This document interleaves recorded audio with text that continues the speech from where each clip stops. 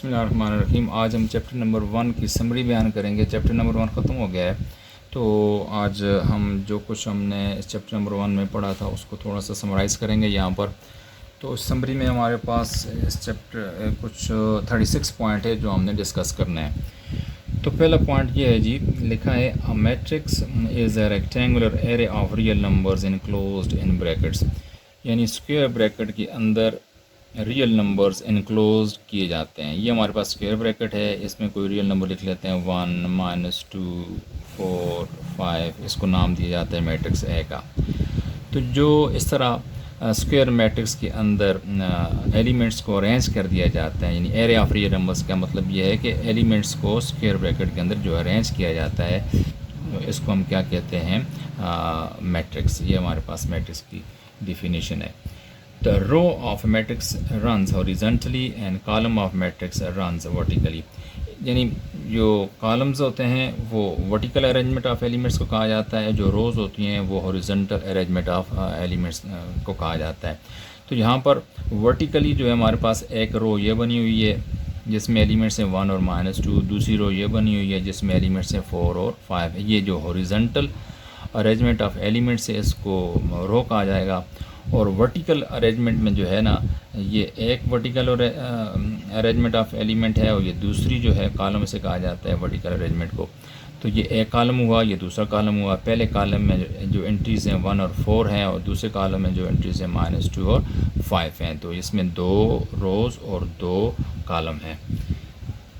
तो आगे चलते हैं। तो अमूमन ये होता है कि जो रोज़ होती हैं उसको m से डिनोट किया जाता है, जो कॉलम्स होते हैं उनको n से डिनोट किया जाता है। पॉइंट नंबर 3 ये a matrix with m rows and n columns has order m by n, यानी एक ऐसा मैट्रिक्स है जिसमें जो रोज़ की तादाद हैं वो m हों। मसलन इसमें रोज़ की तादाद ये 1 और 2, ये इसको हम m से डिनोट करें रोज़ को, तो और कॉलम्स की जो तादाद है उसको n से डिनोट करें, तो m बाय n जो है ये ऑर्डर ऑफ मैट्रिक्स कहलाएगा। और इसको हम यूँ भी लिखते होते हैं m बाय n। दो स्टाइल हैं इसको लिखने की और दोनों ठीक है। ये जो हमने लिखा m बाय n और m, ये हमारे पास ऑर्डर ऑफ मैट्रिक्स कहलाएगा। ठीक है, मसलन ये हमारे पास मैट्रिक्स है ना, ये इसके दो रोज़ हैं और 2 कॉलम हैं, तो 2 बाय 2 हम लिखेंगे तो ये हमारे पास इसका ऑर्डर आ जाएगा। लेकिन ये याद रखने की बात है 2 बाय 2 4 की इक्वल हम नहीं लिखेंगे, सिर्फ 2 बाय 2 स्टाइल में लिखेंगे। इसका मतलब ये है कि ये पहला जो नंबर है वो रोज़ को रिप्रेजेंट कर रहा है और दूसरा जो नंबर है वो कॉलम्स को रिप्रेजेंट कर रहा है। It does not mean product 4, इसका मतलब प्रोडक्ट 4 नहीं है। ठीक है, इसके आगे आप देखते हैं जी, 4th है each number in A matrix is called an element और एंट्री ऑफ मैट्रिक्स। कहते हैं जो मैट्रिक्स के अंदर ये जो हमने नंबर्स लिखे हुए हैं, रियल नंबर्स लिखे होते हैं, इनको एलिमेंट्स भी कहा जाता है और एंट्रीज़ भी कहा जाता है। इसमें 1, 2, 3, 4 एंट्रीज़ हैं, इनको 4 एलिमेंट्स भी कह सकते हैं और 4 एंट्रीज़, दोनों एंट्रीज़ और एलिमेंट्स दोनों वर्ड इस्तेमाल होते हैं। 5वीं बात है 2 matrices of same order are equal if their corresponding elements are equal. बात यह है कि 2 हमारे पास मैट्रिसेस हैं। एक मैट्रिक्स है ए जिसके एलिमेंट्स हैं 4, 5, 2, 6। एक दूसरा मैट्रिक्स है बी जिसके एलिमेंट्स हैं 2 + 2, यहाँ लिख लो, यहाँ 5 लिख लो, यहाँ 1 + 1 लिख लो, यहाँ 3 + 3 लिख लो। अब गौर करो तो ये इन दोनों मैट्रिसेस के ऑर्डर सेम है। ये भी 2 कॉलम्स 2 रोज़, ये भी 2 कॉलम और 2 रोज़ हैं। ये इन दोनों मैट्रिसेस ए और बी का ऑर्डर सेम है। और करस्पॉन्डिंग एलिमेंट्स देखते हैं, ये 4 है, यहाँ 2 + 2 ये भी 4 ही है, यहाँ 5 है, यहाँ 5 है, इसका यहाँ 2 लिखा हुआ है तो यहाँ 2 + 1 + 1 वो भी 2 के, और ये 2 और ये 1 + 1 इक्वल हैं। 6 है, यहाँ 3 + 3 लिखा हुआ है। तो हम कह सकते हैं कि दोनों इन मैट्रिसेस का ऑर्डर भी सेम है और इनकी जो करस्पॉन्डिंग एलिमेंट्स हैं उनकी वैल्यू भी सेम आती है। तो इसका मतलब ये है कि ये मैट्रिक्स ए जो है मैट्रिक्स बी के इक्वल है। तो दो मैट्रिक्स के इक्वल होने के लिए ये कंडीशन होती है कि करस्पॉन्डिंग एलिमेंट्स सेम हो और आर्डर बी मैट्रिसेस का सेम होना चाहिए। अच्छा जी, अब हम जाते हैं पॉइंट 6 की तरफ। A matrix is said to be row matrix if it has only one row। हमारे पास कोई ऐसा मैट्रिक्स हो जिसमें सिर्फ एक रो पाई जाती हो। मसलन हमारे पास ए मैट्रिक्स है, इसमें ए बी सी ये इसकी एंट्रीज़ हैं। तो देखो एक ही रो पाई जाती है इसमें। किसी मैट्रिक्स में एक ही रो पाई जाए, एक रो वाला मैट्रिक्स जो होता है उसको हम रो मैट्रिक्स का नाम देते हैं। तो ये छठा पॉइंट हुआ। 7वें पॉइंट में लिखा है matrix is said to be a column matrix if it has only one column. और अब हम देखें तो हमारे पास एक मैट्रिक्स है, इसमें 1 2 3, ये देखें तो इसमें सिर्फ एक ही कॉलम पाया जाता है। रोज़ 3 है लेकिन कॉलम की बात कर रहे हैं, कॉलम एक है। यहाँ जिस तरह यहाँ रो एक थी तो हम इसको रो कॉल और मैट्रिक्स कहते थे, यहाँ पर कॉलम एक है तो इसको हम कॉलम मैट्रिक्स कहेंगे। ये बी जो मैट्रिक्स है इसको कॉलम मैट्रिक्स का नाम दिया जा सकता है। 8वां पॉइंट है a matrix in which number of rows is equal to number of columns is called square matrix. हमारे पास ऐसा मैट्रिक्स जिसमें number of rows number of columns की इक्वल हो। तो मसलन हमारे पास ये डी मैट्रिक्स है, इसमें नंबर ऑफ रोज कितनी है 1 2 3 4 5 0 1 2 1। अब देखें यहाँ पर रोज़ कितनी है, रोज़ हैं 3, 1 2 3। कॉलम कितने हैं 1 2 3, ये 3x3 मैट्रिक्स। इसका मतलब ये number of rows number of column के इक्वल है। तो इस तरह के मैट्रिक्स को हम क्या कहते हैं, स्क्वायर मैट्रिक्स। इसी तरह यहाँ पर देखो तो ये ए मैट्रिक्स दिया हुआ है, ये मैट्रिक्स इसमें 2 रोज़ हैं 2 कॉलम हैं, 2x2 इसका ऑर्डर है। तो ये बी हमारे पास, इसको हम स्क्वायर मैट्रिक्स कहेंगे। और अगर 1 कॉलम 1 रो हो यानी सिंगल एलिमेंट पाया जाता हो तो भी वो स्क्वायर मैट्रिक्स समझा जाता है। ये 9वां पॉइंट है। 9th पॉइंट में यह कहते हैं कि a matrix in which the number of rows is not equal to the number of columns is called rectangular matrix. ऐसा मैट्रिक्स जिसमें रोज़ जो हैं वो कॉलम्स की इक्वल ना हो। मसलन हमारे पास एक मैट्रिक्स है 1, ये ए बी सी डी या ई एफ यूँ कर लेते हैं। तो यहाँ पर देखो तो नंबर ऑफ़ रोज़ कितनी है 2, नंबर ऑफ़ कॉलम्स कितने हैं 1 2 3, यानी रोज़ जो हैं कॉलम्स की इक्वल नहीं है। रोज़ जो हैं कॉलम के इक्वल, रोज़ 2 हैं कॉलम 3 हैं। तो इस तरह के मैट्रिक्स को हम क्या कहते हैं, रेक्टेंगुलर मैट्रिक्स।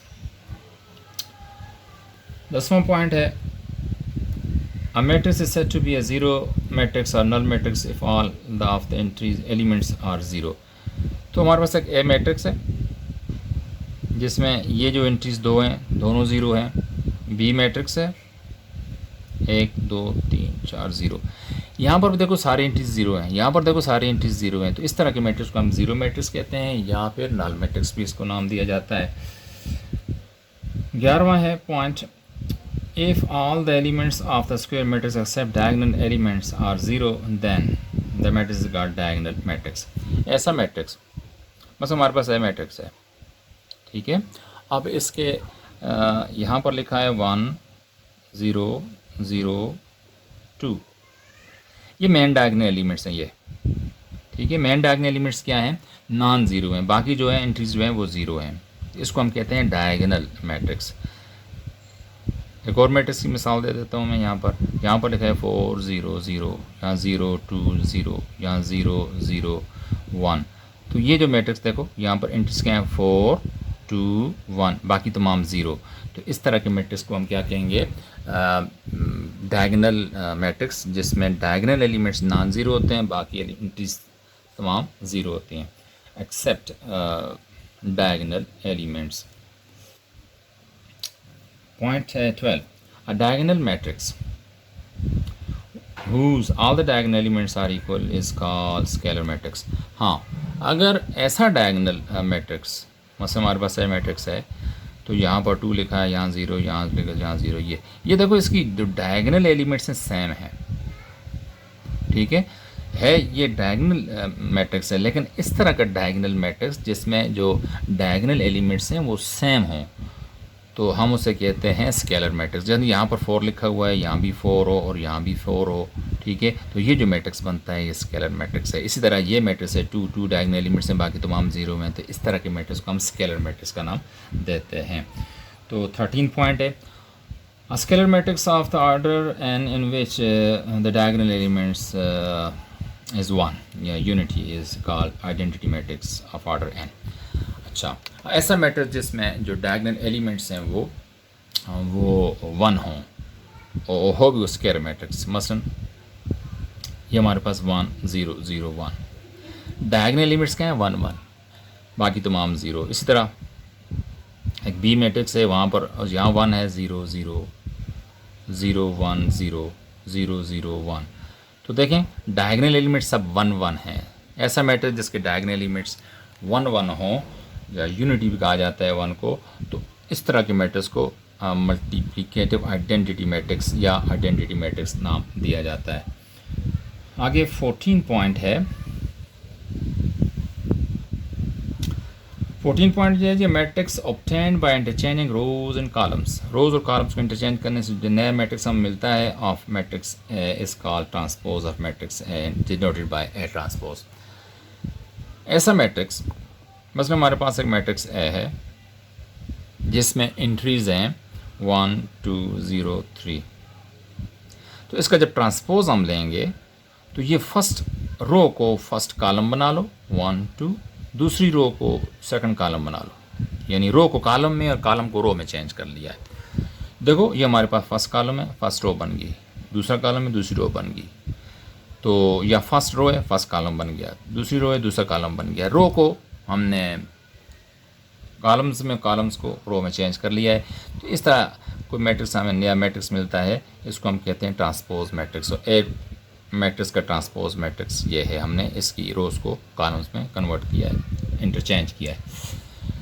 तो ए जो ट्रांसपोज मैट्रिक्स है उसको ए और ये पावर इसकी जो है माइनस ए लिख लेते हैं, माइनस टी। तो ये जो ए टी लिखा हुआ है इसको ए ट्रांसपोज पढ़ते हैं। अच्छा, अब एस ट्रांसपोज ऐसा मैट्रिक्स जिसका ट्रांसपोज उस मैट्रिक्स के इक्वल हो। मसलन हमारे पास मैट्रिक्स ए है, उसका आप ट्रांसपोज निकालते हो, ये ट्रांसपोज निकाला तो ए ट्रांसपोज मैट्रिक्स ए के इक्वल है, तो इसको हम कहेंगे ये जो ऐसा मैट्रिक्स जिसका ट्रांसपोज उसके इक्वल हो उसको हम कहते हैं सिमेट्रिक मैट्रिक्स। क्या कहते हैं? Symmetric matrix. तो 16th पॉइंट है, अगर किसी मैट्रिक्स ए का ट्रांसपोज, मसलन एक मैट्रिक्स ए है उसका ट्रांसपोज लिया है तो वो माइनस ए के बराबर है। अगर किसी मैट्रिक्स का ट्रांसपोज उसके नेगेटिव के इक्वल हो, ठीक है, तो उस किस्म के मैट्रिक्स को हम स्क्यू सिमेट्रिक मैट्रिक्स बोलते हैं। 17 पॉइंट है, ए प्लस बी और transpose equal to A transpose plus B transpose, और इसी तरह ए माइनस बी और ट्रांसपोज जो होगा A transpose minus B transpose के इक्वल होगा। तो इसको हम ये प्रॉपर्टी है, ये आपने ध्यान में रखना है। 18 पॉइंट है, two matrices are set to be conformable for addition और subtraction if they are of same order. अगर दो मैट्रिसेस जिनमें ऑर्डर सेम हो तो वो मैट्रिसेस आपस में ऐड भी हो सकते हैं, सब्ट्रैक्ट भी हो सकते हैं, ठीक है। मसलन हमारे पास एक मैट्रिक्स ए है जिसका ऑर्डर है जी 1 2 3 4 5 6, यानी ये 2/3 यानी 2 रोज 3 कॉलम।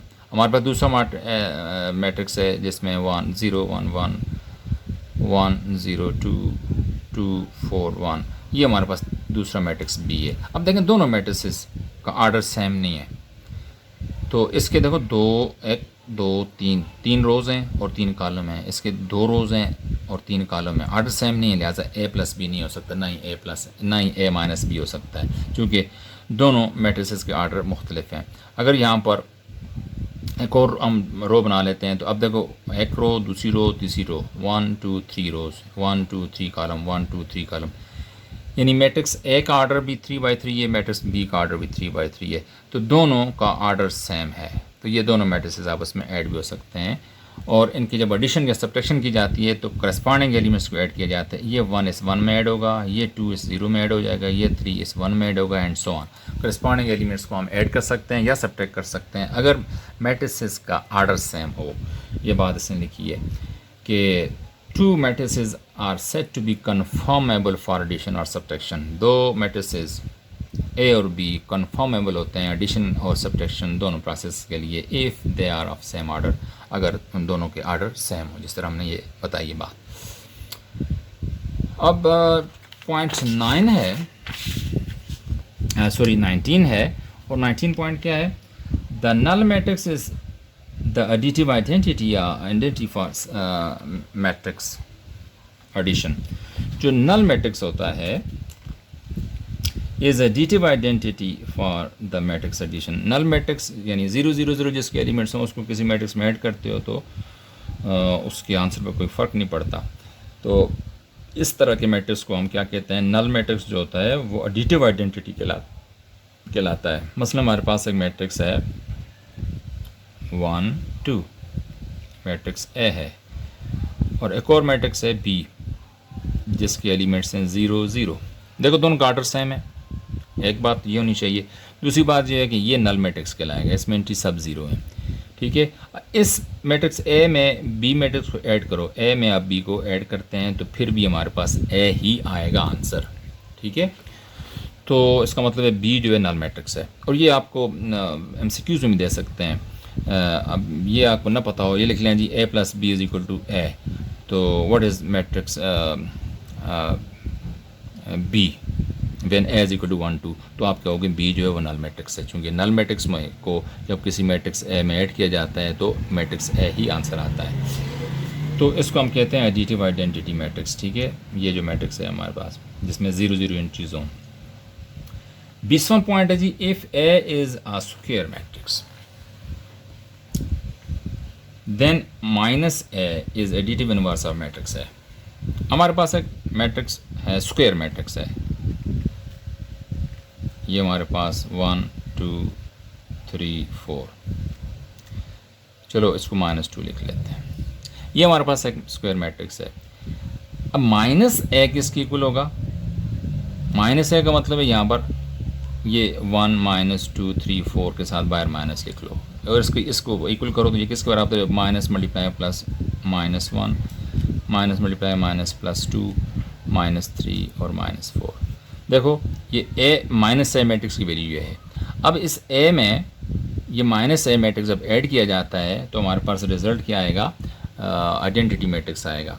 तो ये ए का एडिटिव इनवर्स जो मैट्रिक्स है वो -a है। एडिटिव इनवर्स क्या होता है?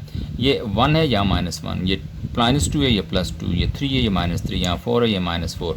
यानी करस्पॉन्डिंग एलिमेंट्स की जो साइन है वो मुख्तलिफ होते हैं, नंबर वही होंगे लेकिन सिर्फ साइन चेंज हो जाएंगे, ठीक है। तो ए का जो एडिटिव इनवर्स मैट्रिक्स होगा वो -a होता है, ठीक है। ये ए मैट्रिक्स है, उसकी एंट्रीज ये हैं, ये -a मैट्रिक्स है, उसकी एंट्री ये हैं, तो ए का एडिटिव इनवर्स जो है -a है। ये ए मैट्रिक्स है, ये -a मैट्रिक्स है।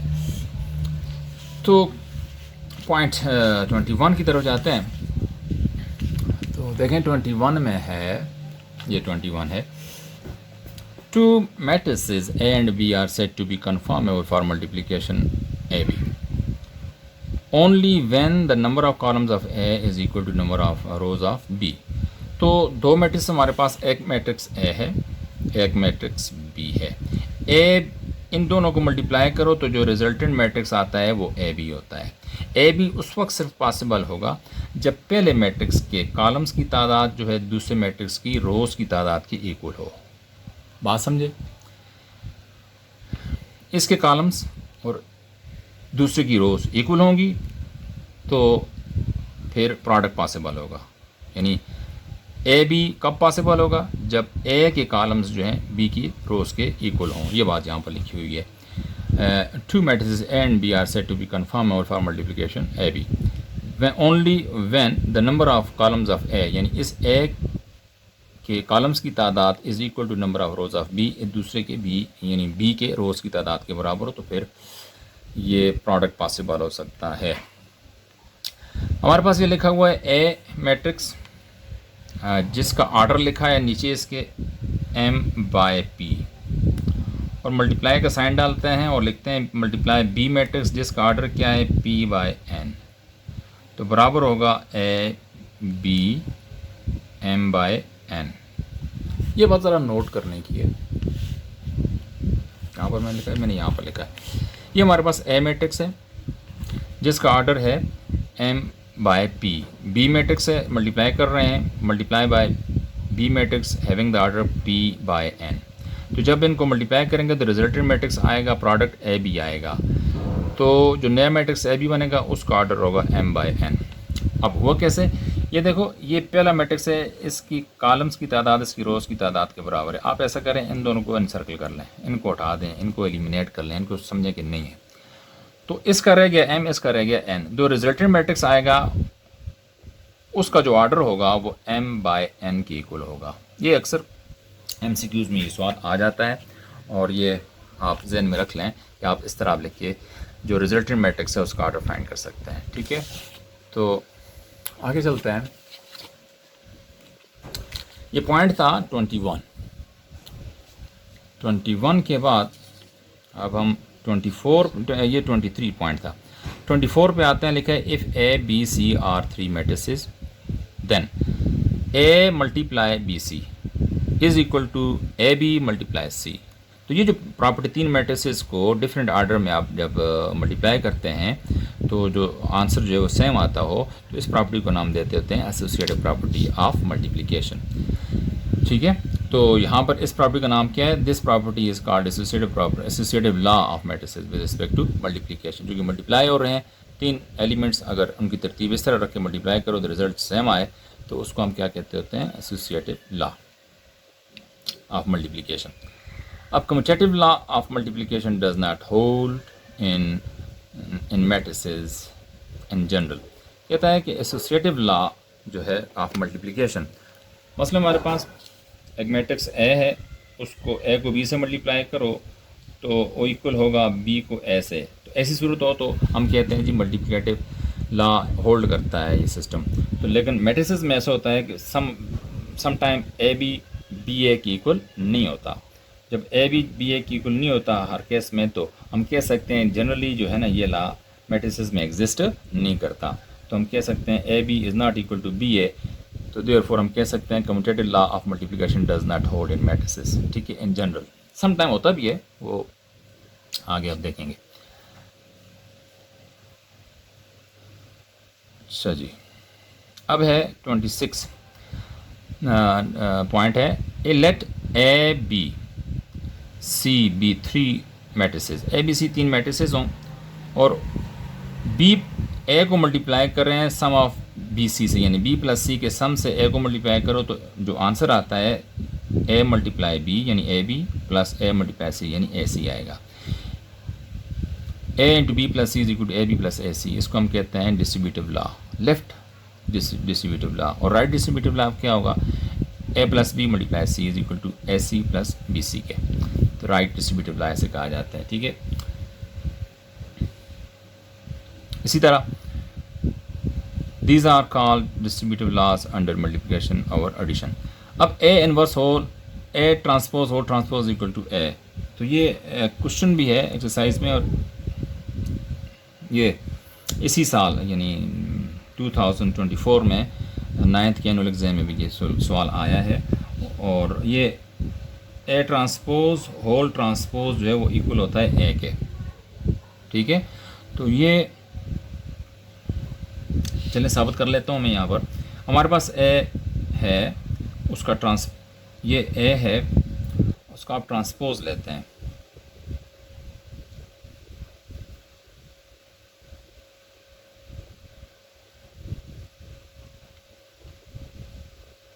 मसलन हमारे पास मैट्रिक्स ए वो ले लेते हैं, ए is equal to 1 2 3 4।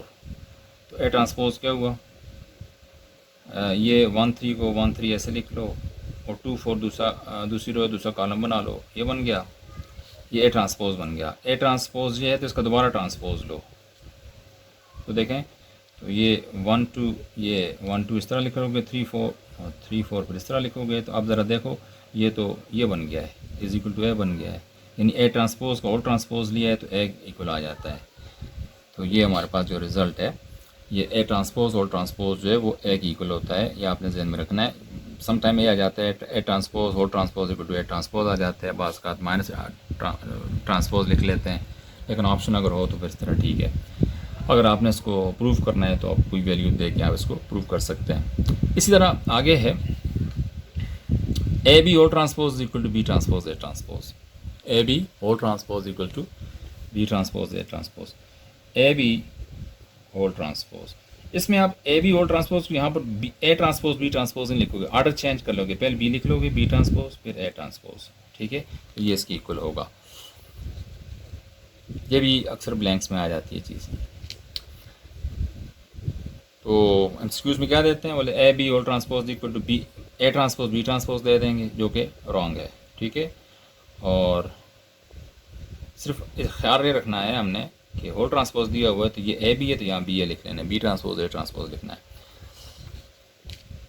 With every square matrix A a unique real number is associated which is called determinant of a denoted by a determinant or a determinant है।